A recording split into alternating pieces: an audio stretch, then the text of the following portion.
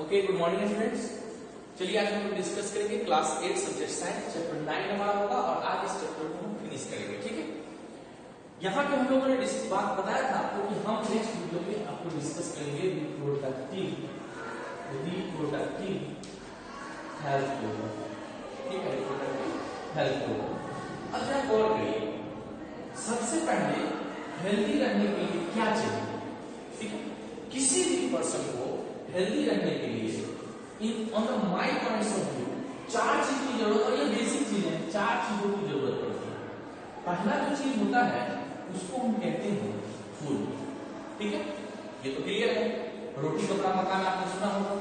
दूसरा जो पॉइंट होता है उसको हम लोग कहते हैं एक्सरसाइज। ठीक है, एक्सरसाइज, क्लियर। और थर्ड पॉइंट जो होता है उसको हम लोग कहते हैं सप्लीमेंट। क्या कहते हैं? सप्लीमेंट। देखिए, सप्लीमेंट कहने का मतलब इसलिए लोग दूध पीते हैं या ओट्स खाते हैं, हॉर्लिक्स बॉर्नविटा ये सब पीते हैं क्योंकि सप्लीमेंट के कारण। देखिए, चाह करके भी लोग सब कुछ नहीं खा सकता, पूरे न्यूट्रिशन नहीं ले सकता। उसके पीछे रीजन है कि WHO के अकॉर्डिंग पूरे वर्ल्ड की जो हेल्थ की जो ठेका है वो WHO के ऊपर होता है। तो वो डिटरमाइन करता है कि जैसे मान लीजिए कोई सब्सटेंसेज है, कोई न्यूट्रिशन है, लाइकोपीन मान लीजिए, टमाटो में होता है लाइकोपीन, वो हमको 20 mg चाहिए। और 20 mg का मतलब होगा कि एक टमाटर में अगर मेरे पास 1 mg माइक्रो लाइकोपीन है तो हम 20 टमाटर खाएंगे तो हमको 20 mg का लाइकोपीन का कोटा पूरा हो जाएगा। बट एक चीज बताइए, अब 20 जब टमाटर नहीं खाओगे तो बाकी चीज फिर कहाँ खाओगे? ठीक है, और जब टमाटर की कॉस्ट 80 रुपए केजी होगी तो पूरे 20 टमाटर आप ही खा जाओगे तो फिर बाकी के घर के लोग क्या खाएंगे? ठीक है, तो ऐसे स्थिति में सप्लीमेंट के जो बनते हैं, डब्बे बनते हैं और कंपनी में बनते हैं, लोग लेते हैं, यूज करते हैं, बट उसकी प्रॉपर कोई खास यूज एडवांटेज लोगों के ऊपर नहीं है, बट ऐसे ही मेंटल सेटिस्फैक्शन मिलता है। उसके बाद होता है पॉजिटिव मेंटलिटी। देखिए, अब फूड के बाद एक्सरसाइज मेडिटेशन, पॉजिटिव मेंटलिटी में आता है सप्लीमेंट। और पॉजिटिव मेंटलिटी का मतलब मान लीजिए कि आपको बहुत अच्छा खाना मिला और घर में कुछ ऐसी तकरार हो गया।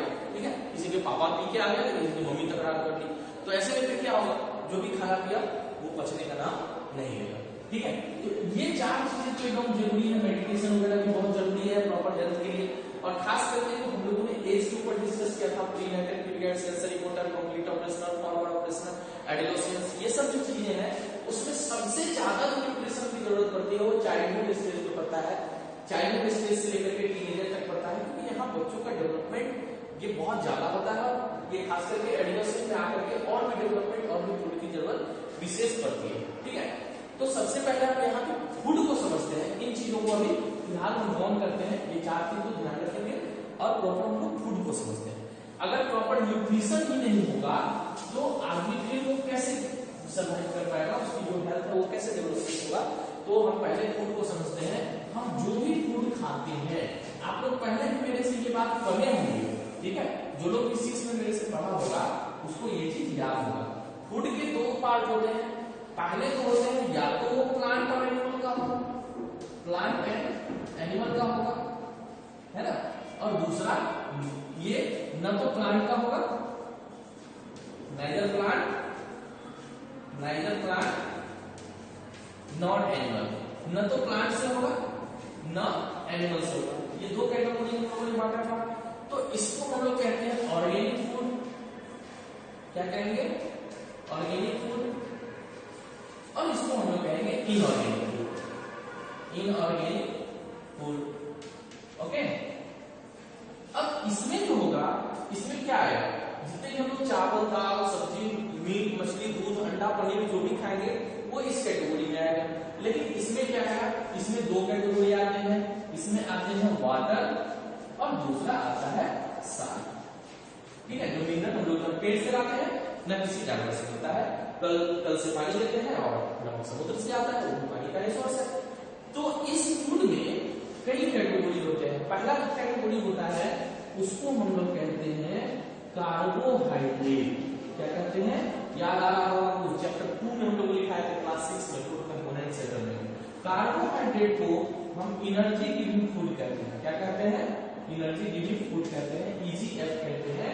और इसमें कार्बन, हाइड्रोजन और ऑक्सीजन सबसे ज्यादा होता है। और अगर इसके सोर्स की बात करें, सोर्सेज की बात करें तो राइस, ब्रेड, पोटैटो, इन सब चीजों में ये बहुत अधिक पाया जाता है, जिसको हम लोग रेगुलर यूज भी करते हैं। ठीक है, दूसरा कैटेगरी आता है हमारा फैट का। ठीक है, फैट को हम लोग कहते हैं एनर्जी गिविंग फूड, जो हाईली एनर्जेटिक होता है। इसमें कार्बन, हाइड्रोजन और ऑक्सीजन होते हैं। और इसके अगर सोर्स की बात किया जाए तो ऑयल, घी, बटर, ये सब इसके सोर्स होते हैं, बट ये अधिक क्वांटिटी में यूज नहीं करना होता है, इसका ये लिमिटेशन होता है।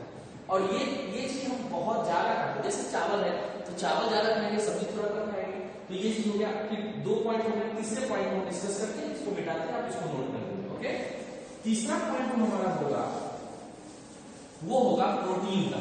तीसरा पॉइंट हमारा होगा प्रोटीन का। ठीक है, तीसरा पॉइंट प्रोटीन का। ठीक है, बहुत इंपॉर्टेंट कंपोनेंट्स होते हैं, इसको हम लोग बोलते हैं बॉडी बिल्डिंग फूड। क्या बोलते हैं? Body building food. ठीक है, आपने नाइट्रोजन साइकिल पढ़ा है चैप्टर 2 में, जो प्रोटीन जो है यही नाइट्रोजन है। ठीक है, नाइट्रोजन जो है प्रोटीन बनके हमारे बॉडी को चाहिए, और फिर अमाइनो एसिड बनके हमारा बॉडी इसका यूटिलाइजेशन करता है, और एज ए सीमेंट की तरह की काम करता है। जैसे घर बनाने में सीमेंट का जरूरत होता है, वैसे ये सीमेंट की तरह काम करता है। इसमें कार्बन, हाइड्रोजन, ऑक्सीजन के अलावा नाइट्रोजन एंड सल्फर भी होते हैं। ठीक है, और अगर सोर्स की बात करें प्रोटीन का, सोर्सेज की अगर बात करें, ठीक है, सोर्सेज की बात करें तो मीट,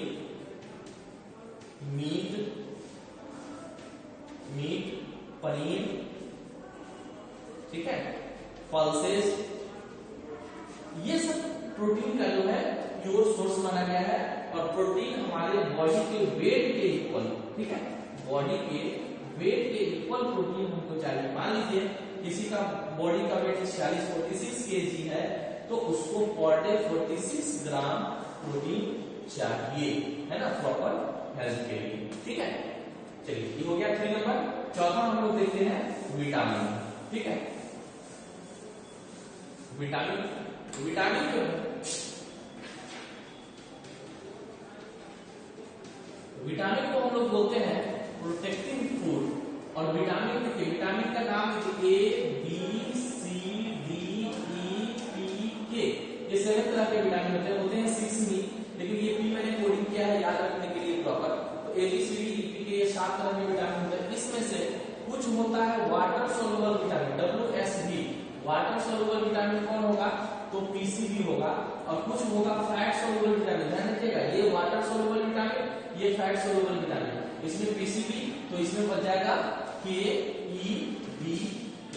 ठीक है, तो इसके सबके नाम अलग अलग है, आपको प्रीवियस क्लास में मैंने बताया है, उसको आप एक बार रिवाइज कर लेंगे। विटामिन ए का नाम है रेटिनॉल, बी का नाम है बी के कई कैटेगरी है, B1, B2, B3, B5, B6, B7, B9, B12, B17।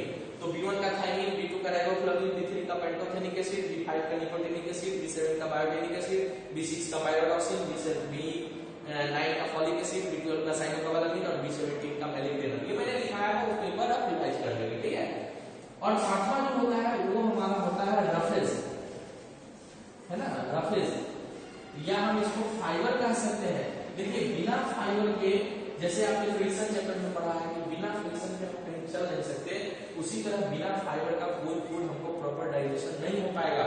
ठीक है, जो जंक फूड होता है ना, वो जंक फूड में यही बात सिर्फ रहता है, उसमें फाइबर नहीं है। ठीक है, और जब फाइबर नहीं है तो उसकी प्रॉपर डाइजेशन नहीं होगी, और जब प्रॉपर डाइजेशन नहीं होगा तो हमारे लिए वो सुटेबल नहीं है, वो फिर जंक फूड कहलाएगा।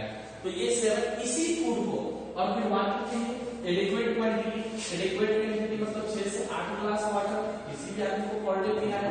और उसके बाद साल्ट एक नॉर्मल अमाउंट में चाहिए, नॉर्मल अमाउंट हमको पर डे साल्ट मिलने चाहिए, ये बातें हैं। अब इसमें दो चीजें हैं, एक को बोलते हैं माइक्रोन्यूट्रिएंट्स और दूसरे को बोलते हैं मैक्रोन्यूट्रिएंट्स। ठीक है, माइक्रोन्यूट्रिएंट्स। ओके, तो माइक्रोन्यूट्रिएंट्स और मैक्रोन्यूट्रिएंट्स, माइक्रो का मतलब जो हम लेस यूज करते हैं, बहुत कम। ठीक है, मैक्रोन्यूट्रिएंट्स का मतलब हुआ जो हम लोग ज्यादा यूज करेंगे, ये लेस, ये कम यूज करेंगे, ये ज्यादा यूज करेंगे, इन सब को मिला दे, प्रॉपर वाटर को मिला दे, और जो भी फूड का टाइम है वो प्रॉपर टाइमिंग पे हो, ठीक है, प्रॉपर टाइम हो, प्रॉपर फूड मिले, प्रॉपर वाटर मिले, है ना, और आप खुश होकर के खाएं, और खाने के बाद एक्सरसाइज करें, मेडिटेशन करें, ये भी बैलेंस डाइट कहलाता है। ये क्या कहलाता है? बैलेंस डाइट कहलाता है। तो सबसे पहले प्रॉपर हेल्थी रखने के लिए जो एडुलोसिस चैप्टर पे चाहिए वो हमको ये बैलेंस डाइट चाहिए, ठीक है, इतना आपको समझने में कोई दिक्कत नहीं, ठीक है। तो ये हेल्दी रखने के लिए ये प्रॉपर काफी बेहद जरूरी है, ठीक है। इसके बाद का काम आपको है कि एक बार इस चैप्टर को आप प्रॉपर रीड करेंगे, क्योंकि आपने देखा क्या कि ये चैप्टर में थोड़े से उटपटांग है, नाम से ही आपको लगता है, ठीक है। तो इसमें बहुत ऐसी चीज है जो आपको मैं एक्सप्लेन नहीं करूंगा, आप बुक रीड करके उसको देखेंगे, इस चीज को समझेंगे, ठीक है। इसके बाद हम लोग, ठीक है, इसके बाद हम लोग नेक्स्ट चैप्टर में देखेंगे। अब है हार्मोन से रिलेटेड बातें कुछ है जिसको हम लोग देख लें। हार्मोन्स, पिट्यूटरी ग्लैंड से निकलने वाले 3 हार्मोन्स, जो मेल में टेस्टोस्टेरोन और फीमेल में प्रोजेस्टेरोन और एस्ट्रोजन हम लोगों ने देखा। इसके बाद जो हार्मोन्स है उसका नाम है TSH, जो कहां से निकलता है? तो पिट्यूटरी ग्लैंड से। इसको बोलते हैं थायराइड स्टिमुलेटिंग हार्मोन, ठीक है, थायराइड स्टिमुलेटिंग हार्मोन, जो भी पिट्यूटरी ग्लैंड से निकलते हैं। थायराइड ग्लैंड, ये TSH निकलना बहुत, अगर थायराइड ग्लैंड प्रॉपर थायराइड ये रिलीज करता है, कौन सा? थायराइड ग्लैंड एक हार्मोन से रिलीज करता है जिसको हम लोग बोलते हैं थायरॉक्सिन, ठीक है, थायरॉक्सिन बोलते हैं। कहां से? तो थायराइड ग्लैंड से, ठीक है, थायराइड ग्लैंड से। देखिए थायराइड ग्लैंड से निकलने वाले थायरॉक्सिन इतने काम की चीजें होते हैं कि आप कभी फास्टिंग किए होंगे, जरा गौर करिए, बस 2 मिनट में इसको आप समझ लीजिए कि जब फास्टिंग करते हैं तो दिन भर आप जूस पी लीजिए, कोल्ड ड्रिंक्स पी लीजिए, कुछ भी पी लीजिए, आप एकदम शाम तक होते होते हिलना शुरू कर देंगे। क्यों हिलना शुरू कर देंगे? क्योंकि लगेगा कि मैं फास्टिंग किया हूँ, मुझे प्रॉपर एनर्जी नहीं मिल रहा है। उसके पीछे रीजन होता है, आपने सब कुछ लिया है तो फिर ऐसा क्यों महसूस हो रहा है? तो उसके पीछे रीजन क्या होता है कि थायरॉक्सिन, जब आपने आयोडीन नहीं लिया, मतलब नमक नहीं खाया, जब नमक नहीं खाएंगे, क्योंकि फास्टिंग में तो नमक नहीं खाते हैं, तो नमक नहीं खाएंगे तो प्रॉपर आयोडीन नहीं मिलेगा, और जब आयोडीन नहीं मिलेगा तो थायरॉक्सिन प्रॉपर काम नहीं करेगा, और जब थायरॉक्सिन प्रॉपर काम नहीं करेगा तो ग्लूकोज का मेटाबॉलिज्म नहीं होगा, ग्लूकोज का मेटाबॉलिज्म नहीं होगा। और आपको पता है, आपने 7th में पढ़ा है, और ग्लूकोज का मेटाबॉलिज्म नहीं होगा तो हमको एनर्जी भी नहीं मिलेगी, यानी कि एटीपी नहीं मिलेगा, और ऐसी स्थिति में हम क्या होगा, हमको वीकनेस महसूस होगा, ठीक है। तो ये हार्मोन हो गया। इसके बाद होता है क्या? PTH, ठीक है, पैराथायराइड, ठीक है, पैराथायराइड हार्मोन, ठीक है। अब ये हार्मोन्स, तो ये पिट्यूटरी ग्लैंड से निकलने वाले हैं, थायरॉक्सिन से, थायराइड से थायरॉक्सिन निकलने वाले हैं। ये प्रॉपर कुछ हार्मोन्स है जिसके नाम आप ध्यान रखेंगे। एड्रीनल ग्लैंड से, ठीक है, एड्रीनल ग्लैंड जो किडनी के ऊपर होता है, एड्रीनल ग्लैंड, उससे कौन से हार्मोन्स निकलेंगे? उसको एड्रेनलिन कहेंगे, ठीक है, एड्रेनलिन, उससे एड्रेनलिन निकलेंगे। और वो उसके बाद पैनक्रियाज, ठीक है, पैनक्रियाज से निकलने वाले जो हार्मोन्स होंगे वो इंसुलिन होता है, ग्लूकोज के डाइजेशन में इसका भी बहुत बड़ा रोल है। ये चाबी माना जाता है, ठीक है, ये चाबी माना जाता है। जब तक अगर वो साइटोप्लाज्म का जो बाहर वाला लेयर है वो ओपन नहीं होगा तब तक ग्लूकोज अंदर जाएगा ही नहीं। तो इस तरीके से ये चैप्टर हमारा आज फिनिश होता है। इसको आप रीड करेंगे एक बार, और भी आपको कहीं कुछ डाउट होगा तो आप उसको कमेंट सेक्शन में लिखिए, या आप ग्रुप सेशन में, जिस समय होमवर्क सेशन ओपन होता है उस समय आप भेजिएगा। इसके बाद हम उसको डिटेल्स करने की कोशिश करेंगे। तो आज के वीडियो में प्रॉपर इतना ही। हमारा 10 चैप्टर फिनिश होता है, और बुक को रीड करने के बाद हम आगे बढ़ेंगे लाइव चैप्टर की तरफ। Okay, thank you, good bye.